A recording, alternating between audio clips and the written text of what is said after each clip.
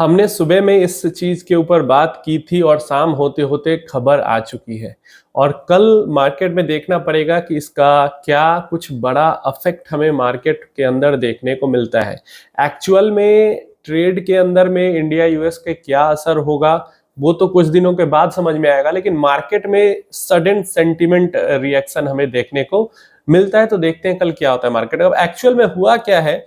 US ने, America ने, जो ट्रंप ने, सीधा सीधा कहूं, उन्होंने अपना जो ट्रुथ सोशल है उसके ऊपर पोस्ट करके ये जानकारी दी कि 1 अगस्त से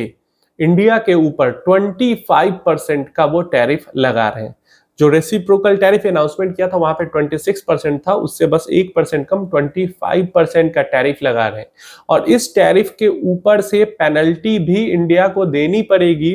क्योंकि इंडिया काफी ज्यादा जो वेपन्स है, मिलिट्री इक्विपमेंट है, वो रसिया से खरीदता है। प्लस चाइना के साथ साथ इंडिया काफी सारा एनर्जी भी रसिया से खरीदता है। तो इस कारण इंडिया के ऊपर एक्स्ट्रा पेनल्टी लगाई जाएगी। अभी एक्स्ट्रा पेनल्टी कितना होगा, क्या होगा, ये नहीं बताया गया है, बस ऐसा कहा गया है कि एक्स्ट्रा पेनल्टी लगाई जाएगी। अब देखो, अमेरिका की चाइना के साथ हमेशा टक्कर रहती है, झगड़ा रहता है, लेकिन चाइना के ऊपर अभी ये पेनल्टी वाली बात, रसिया के खरीदारी, एनर्जी खरीदारी, चाइना भी खरीदता है रसिया से एनर्जी काफी सारा, उसके ऊपर अभी पेनल्टी की कोई बात नहीं हुई, लेकिन इंडिया के ऊपर हो गई। और ये सडन बहुत जल्दी सुबह में न्यूज आई कि 20 से 25% तक लग सकता है, और शाम होते होते न्यूज आ गई कि 25% प्लस पेनल्टी टैरिफ लग चुका है इंडिया के ऊपर, और 1 अगस्त से ये जारी हो जाएगा, कोई एक्सटेंशन वगैरह कुछ नहीं होगा। अब इसका रीजन यहाँ पे बताया जा रहा है क्योंकि हमारे संसद में ये सवाल उठा था, क्योंकि बार बार जो ट्रंप है,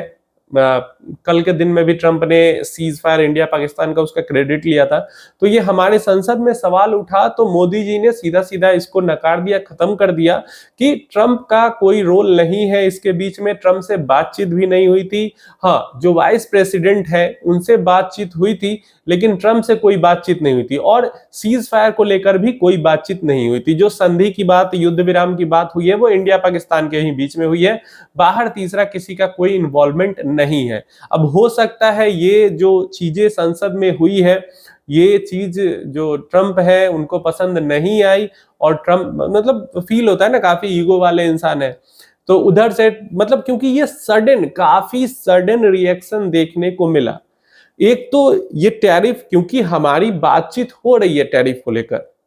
हमारी बातचीत टैरिफ को लेकर तो हो ही रही है यूएस के साथ, तो ऐसे में अचानक 25% का टैरिफ लगा देना ये सही नहीं था। लगाना भी था तो जैसे जापान, ईयू के साथ हो रहा है, ठीक है, 15% का टैरिफ रहता तब तक, जब तक बातचीत नहीं होती है, क्लियर नेगोशिएशंस पे नहीं पहुंचते हैं, डील साइन नहीं होती है, तब तक इतना लगा सकते थे। लेकिन अचानक 25% का टैरिफ लगा देना, प्लस उसके ऊपर से पेनल्टी भी लगा देना, क्योंकि आप रसिया से एनर्जी खरीदते हो, मिलिट्री इक्विपमेंट खरीदते हो, और ये कह के, मतलब उन्होंने बातों की शुरुआत कैसे की कि इंडिया हमारा दोस्त है, काफी समय से हमारा दोस्त है और आगे भी रहेगा, लेकिन इंडिया ने हमसे बहुत ज्यादा टैरिफ वसूल किया है। इंडिया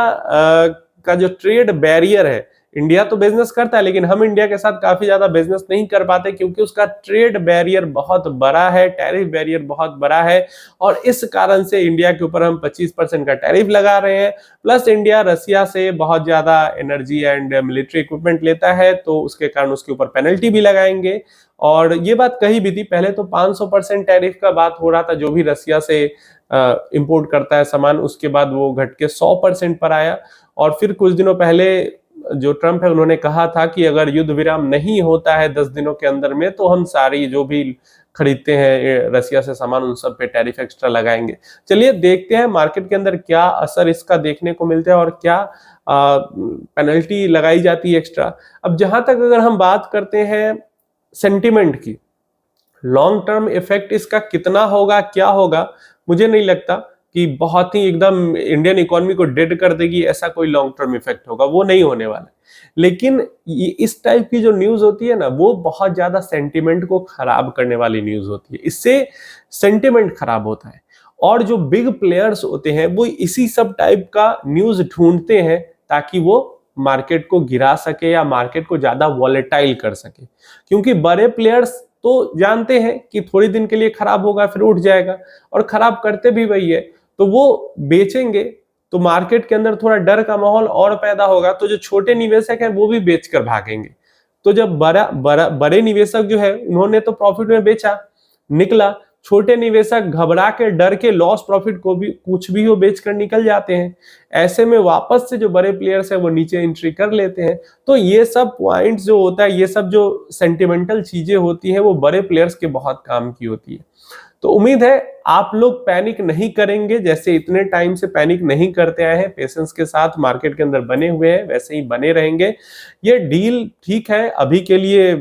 प्रॉब्लम है, थोड़ा कहा गया है कि 25% टैरिफ पेनल्टी लगाया जाएगा, लेकिन 25 अगस्त को फिर से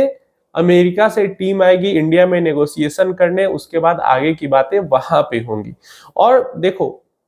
पहले भी हमने बात की कि अमेरिका अभी हर जगह पे एक तरफा डील कर रहा है, एक तरफा डील हो रहा है। जापान के साथ भी दिक्कत हुई डील के अंदर में, ईयू के अंदर भी वही चीज हो रही है, हर जगह वही हो रही है, और इसी कारण हमारा डील इतना डिले भी हो रहा है। और ये जो टैरिफ वैरिफ लगा रहे हैं ना, ये फोर्स करने के लिए, ये फोर्स करने के लिए लगा रहे हैं कि जो कह रहे हैं वो बात आप सुन लो। हम कह रहे हैं कि इस तरीके की टर्म्स कंडीशन डील में होगी तो रखो, हम कह रहे हैं कि मैंने सीज फायर कराया है तो मानो।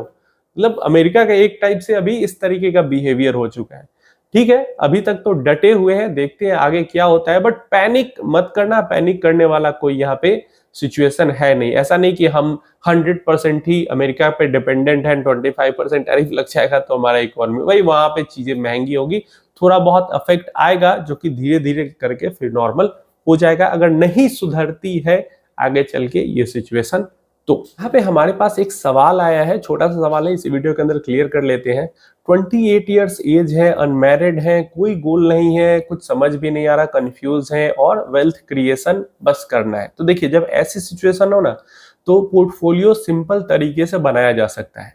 आगे कह रहे हैं कि 22 साल के लिए इन्वेस्टमेंट करना है, तो ठीक है 22 साल के लिए करना है, आपका 15 साल के लिए भी हो, 20 साल के लिए भी हो। मैं यहाँ पे समझाने की जो कोशिश कर रहा हूँ वो समझना, क्योंकि आप कंफ्यूज हो और आपको समझ में नहीं आ रहा है कि शॉर्ट टर्म मतलब शॉर्ट क्या कहूँ, मिड टर्म में, शॉर्ट टर्म का तो आप कमा ही लोगे, मिड टर्म 5 साल 6 साल 7 साल में भी कुछ हो सकता है गोल मेरा पैसे का काम, और आगे या हो सकता है 4 साल में ही पैसे का काम हो जाए,